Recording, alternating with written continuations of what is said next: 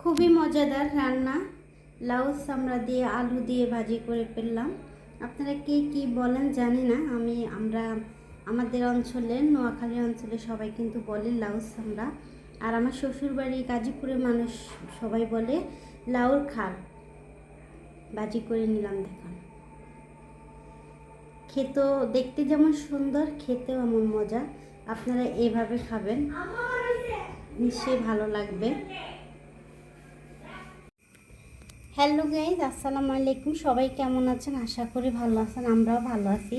এখানে আমি আলু আর লাউ বিছি। আলু আর লাউর খাল, কেউ বলে চোকলা, কেউ বলে খাল, আমি সিদ্ধ করে নিলাম। এখন আমি ভেজে নেব। কিভাবে ভাজবো চলেন তো আপনাদের সাথে শেয়ার করি। এখানে আমি একটা কড়াই বসিয়ে দিলাম। কড়াইটা আমার গরম হয়ে গেছে। এখন আমি কিছু তেল দিয়ে দেব কিছু তেল।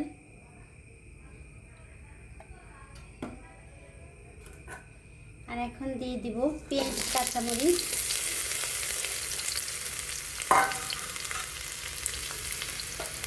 যেহেতু ভাজি করতেছি, ভাজির মধ্যে কিন্তু পেঁয়াজ কাঁচামরিচটা একটু বেশি লাগে। আমি কিন্তু চুলার আঁচটা একদম অল্প দিলাম। আসলে এই লাউর খালটা ভাজি করলে, চিংড়ি মাছ দিয়ে ভাজি করলে অনেক মজা হয়। আপনারা কিন্তু ইতিমধ্যে দেখছেন আমার ইউটিউব চ্যানেলে অনেকগুলো ভিডিও আমি দিলাম এই লাউ খাল ভাজি। আমি কিন্তু চিংড়ি মাছ দিয়ে কীভাবে ভাজি করতে হয় ওটাও আপনাদেরকে দেখাচ্ছি। আজকে আমি একদম চিংড়ি মাছ ছাড়া এরকমই ভাজি করব। চলেন তাহলে দেখি কীভাবে ভাজতে হয়। আমার পেঁয়াজটা কাঁচামরিচটা একটু ভাজাভাজি হতে থাক। এই সাইডে আমি একটু লবণ দিয়ে দেবো পরিমাণ মতো দিয়ে। এখন আমি একটু রসুন বাটা দিয়ে দেবো, দিয়ে দিলাম। পেঁয়াজটা একদম পুড়ে গেছে, আসলে একটা দুর্ঘটনা ঘটে গেছে। বসটা দিয়ে আপনাদেরকে আমি যখন রসুন দেওয়ার পর আদা দেব, তখন আদা তো বরফ ছিল, তাই দেওয়ানোর সময় একটু আদার